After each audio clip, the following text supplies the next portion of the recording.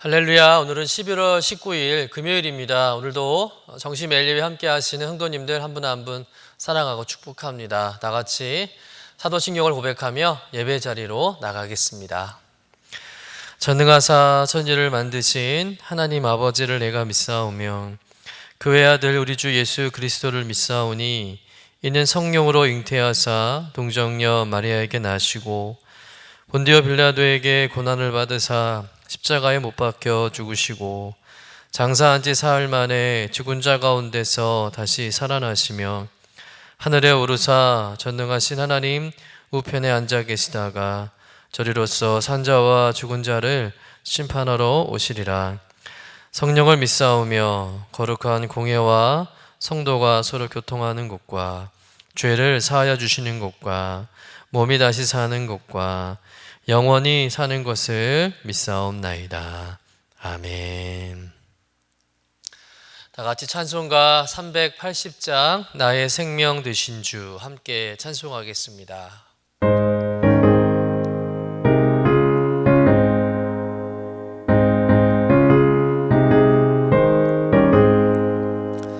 나의 생명 되신 주 주님 앞에 나아갑니다. 주의 흘린 보혈로 정케하사 받아주소서. 날마다 주를 찬송하겠네. 주의 사랑 줄로서 나를 굳게 잡아 매소서. 괴로운 세상 지낼 때 나를 인도하여 주소서. 주를 믿고 나가면 나의 길을 잃지 않겠네. 날마다 주를 찬송하겠네. 주의 사랑 줄로서 나를 굳게 잡아 매소서. 세상 살아갈 때에 주를 더욱 사랑합니다. 밝고 빛난 천국에 나의 영혼 들어가겠네. 날마다 주를 찬송하겠네. 주의 사랑 줄로서 나를 굳게 잡아 매소서. 아멘. 다 같이 매일의 기도 함께 드리시겠습니다. 참 평강의 주님, 오늘도 새로운 하루를 주시고 복되게 하시니 감사합니다. 하늘에 속한 자 하나님의 자녀로서의 삶을 권세로 살게 하시며 오직 하나님의 말씀을 즐거워하며 따라 살게 하심을 감사드립니다. 다윗처럼 오직 우리 주님만을 내 앞에 모시고 오직 주님만이 우리의 전부이심을 고백하는 삶이 되게 하시고 그러므로 인해 주님께서 늘 우리의 전부가 되어주심을 경험하고 누리는 삶이 되게 하옵소서. 우리의 가정과 교회를 위해 기도합니다. 일터를 위해 간구합니다. 나라와 민족들을 위해 주님의 은혜를 구합니다. 구원과 치료와 회복의 은혜를 내려주셔서 어그러진 모든 것들이 바로 세워지게 하시고 평화를 이루게 하옵소서. 이제 일상이 된 경건의 일과를 통해서 성령의 충만, 성도의 영화를 이루게 하옵소서. 주님 사랑합니다. 언제나 자기 눈동자와 같이 우리들을 사랑하시는 주 예수 그리스도의 이름으로 기도드립니다. 아멘. 오늘 우리에게 주시는 하나님의 말씀은 욥기 28장 1절에서 11절까지의 말씀입니다. 함께 받들어 읽겠습니다. 은이 나는 곳이 있고 금을 재련하는 곳이 있으며 철은 흙에서 캐내고 동은 돌에서 녹여 얻느니라. 사람은 어둠을 뚫고 모든 것을 끝까지 탐지하여 어둠과 죽음의 그늘에 있는 광석도 탐지하되 그는 사람이 사는 곳에서 멀리 떠나 갱도를 깊이 뚫고 발길이 닿지 않는 곳 사람이 없는 곳에 매달려 흔들리느니라. 음식은 땅으로부터 나오나 그 밑은 불처럼 변하였도다. 그 돌에는 청옥이 있고 사금도 있으며 그 길은 솔개도 알지 못하고 매의 눈도 보지 못하며 용맹스러운 짐승도 밟지 못하였고 사나운 사자도 그리로 지나가지 못하였느니라. 사람이 굳은 바위 위에 손을 대고 산을 뿌리까지 뒤엎으며 반석에 수로를 터서 각종 보물을 눈으로 발견하고 누수를 막아 스며 나가지 않게 하고 감추어져 있던 것을 밝은 대로 끌어내느니라. 이는 하나님의 말씀입니다. 아멘. 욥기 28장은 그동안 욥과 욥의 세 친구들이 세 번에 걸쳐 난상 토론을 벌인 일에 대해서 제3의 해설자가 등장해서 이제 토론에 대한 판결을 내려주는 말씀입니다.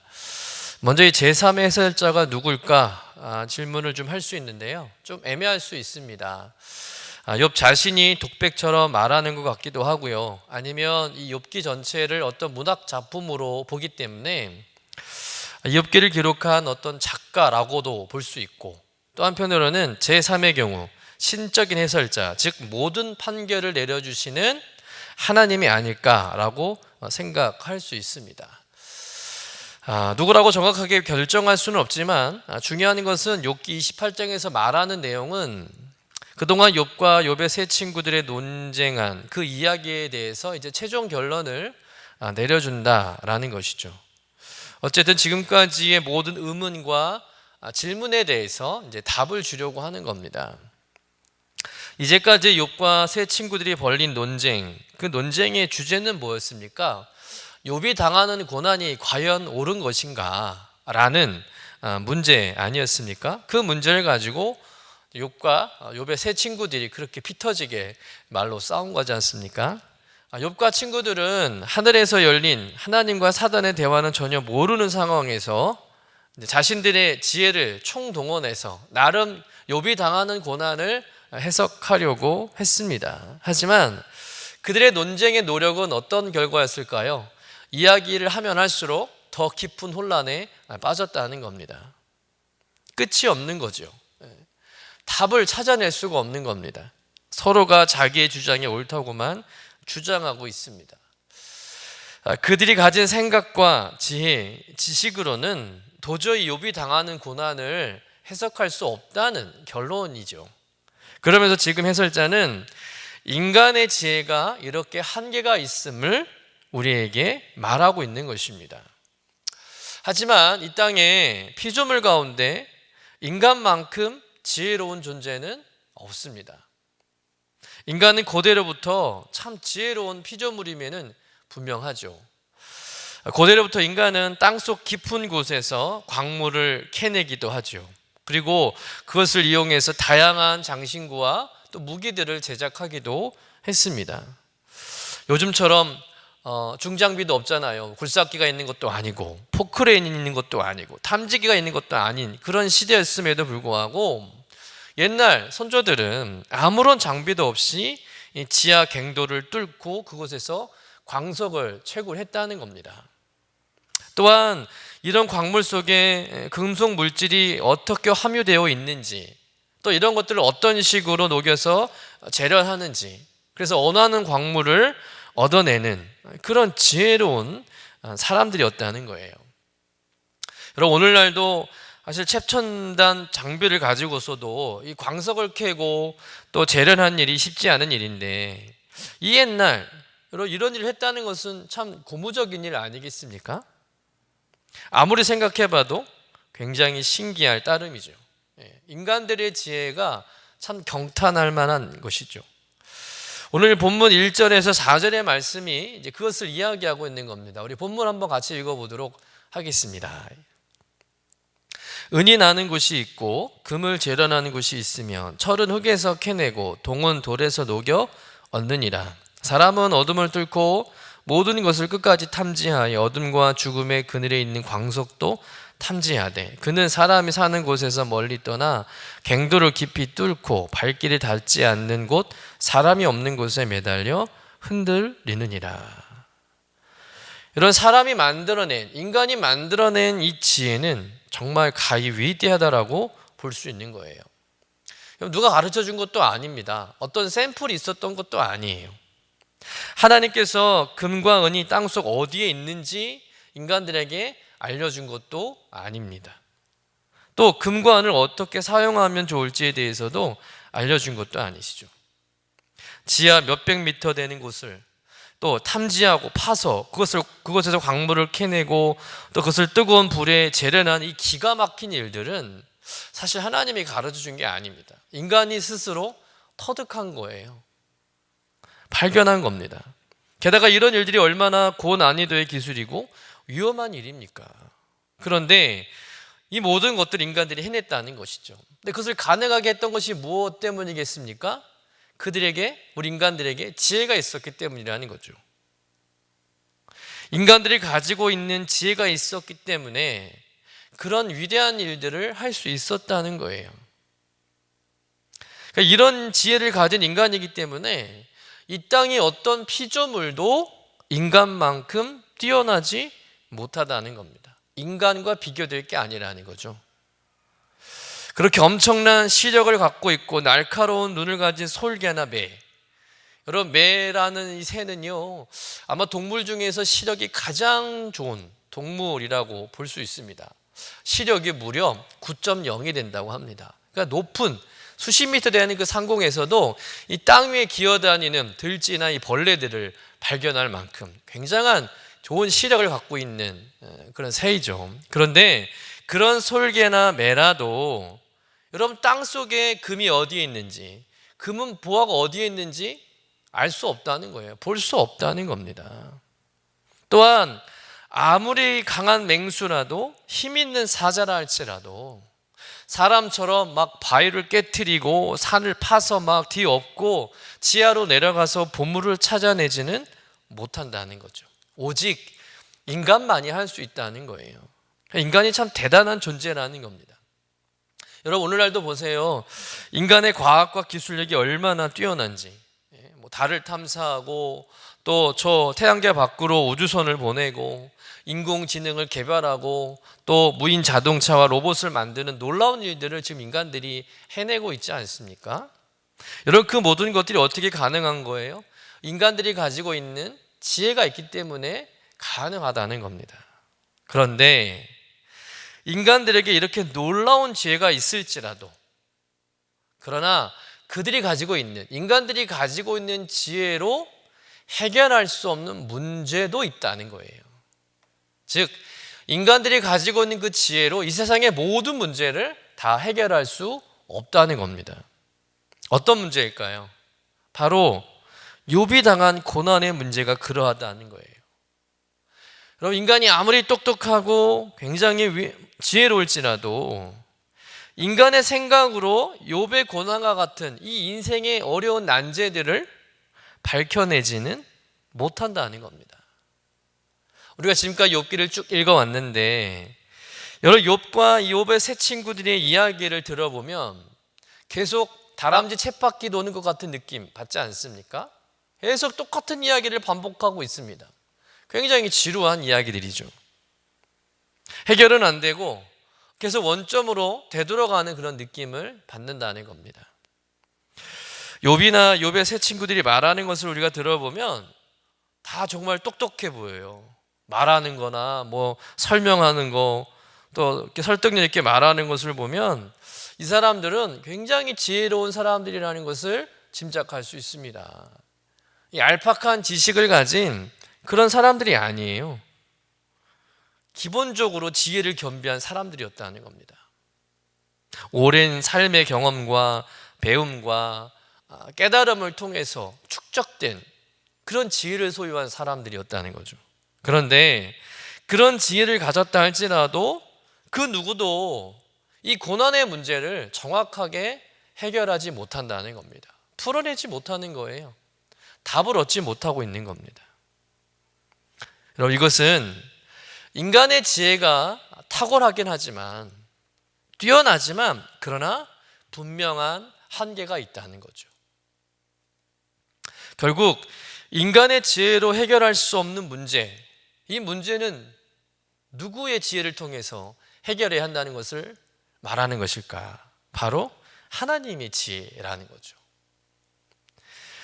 여러분, 인간이 대단한 능력을 발휘하고 또 지혜롭다고 한들 하나님보다는 결코 뛰어날 수 없다는 거예요. 하나님을 능가할 수 없다는 겁니다. 아무리 인간의 능력과 기술과 지혜가 정말 출중하더라도, 이 땅의 어떤 피조물보다도 위대하다 할지라도 인간은 하나님 앞에서는 어리석은 미숙한 존재에 불과하다는 겁니다. 욥기 28장은 이것을 욥과 욥의 친구들, 그리고 욥기를 읽고 있는 모든 독자들에게 말하고자 하는 말씀인 거죠.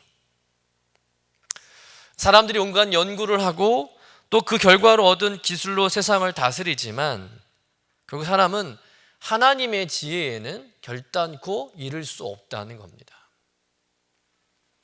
여러분, 인간이 많은 것을 안다고 하지만 사실 모르는 게 더 많지 않습니까? 흔히들 공부하면 할수록 모르겠다라고 이렇게 말하는 분들이 있어요. 관심이 있어서 그 분야의 공부를 시작했는데 공부를 하면 할수록 더 어렵다는 걸 깨닫게 되는 거죠. 그처럼 여러분, 이 세상은요, 인간의 지혜로 모든 것을 해결할 수 없다는 겁니다. 사실 모르는 게 정답이라는 거죠. 이 세상의 이치와 우주의 원리를 우리가 아는 것 같지만 사실은 모르는 거예요. 이 세상의 이치와 우주의 원리를 완벽하게 아시는 분은 오직 하나님밖에 없습니다. 우린 그저 추측하는 거죠. 그러므로 인간이 할 수 있는 최선은 뭐겠습니까? 인간이 가진 지혜가 유한하다는 것을 깨닫고 참된 지혜를 얻기 위해서 지혜의 근원이신 하나님께 나가야 하는 것이죠. 왜일까요? 하나님의 지혜는 금은보화처럼 인간의 능력과 기술로 얻어지는 게 아닙니다. 아무리 땅을 파도 하나님의 지혜를 그곳에서 발견할 수 없는 거예요. 엄청난 돈을 줘도 그 돈으로 하나님의 지혜를 살 수 없는 겁니다. 하나님의 지혜는 보석과 다른 거예요. 보석은 땅을 파다 보면 언젠가는 얻게 되지만 하나님의 지혜는 절대 그런 방법으로는 얻을 수가 없는 겁니다. 하나님의 지혜는 하나님을 만남으로 깨닫게 되는 것이고 하나님께서 부어주셔야 하는 것인 줄로 믿습니다. 그러니 우리는 이 하나님의 지혜를 얻으려면 우리의 삶의 수많은 문제들, 인간의 생각으로 풀기 어려운 수많은 난관과 또 고난의 이런 문제를 해결하기 위해서는 날마다 겸손히 하나님의 지혜를 구해야 한다는 거죠. 야고보서 1장 5절의 말씀을 한번 같이 읽어보도록 하겠습니다. 너희 중에 누구든지 지혜가 부족하거든 모든 사람에게 후히 주시고 꾸짖지 아니하시는 하나님께 구하라. 그리하면 주시리라. 하나님께서는 누구든지 지혜가 부족하거든 구하라고 말씀하셨고 구하는 자마다 지혜를 주신다고 약속하셨다는 것이죠. 사랑하는 성도 여러분, 우리가 찾아야 할 것은 금은 보석이 아니라 참된 지혜이신 주님을 찾고 만나는 것인 줄로 믿습니다. 여러분 생각해 보세요. 금이나 은을 구하기 위해서 필사적으로 매달렸던 사람들, 그 중에는 목숨을 잃기도 하고요, 미치광이가 되어버린 사람들도 있습니다.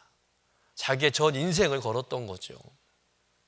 그런데 그렇게 인생을 걸고 목숨을 걸었던 금과 은이 우리의 생명을 살릴 수 있습니까? 우리의 고난의 문제를 금과 은이 해결해 줄 수 있을까요? 그렇지 않다는 거예요. 인간의 고난의 문제, 어려운 삶의 문제는 금과 은으로 해결할 수 있는 것이 아닙니다.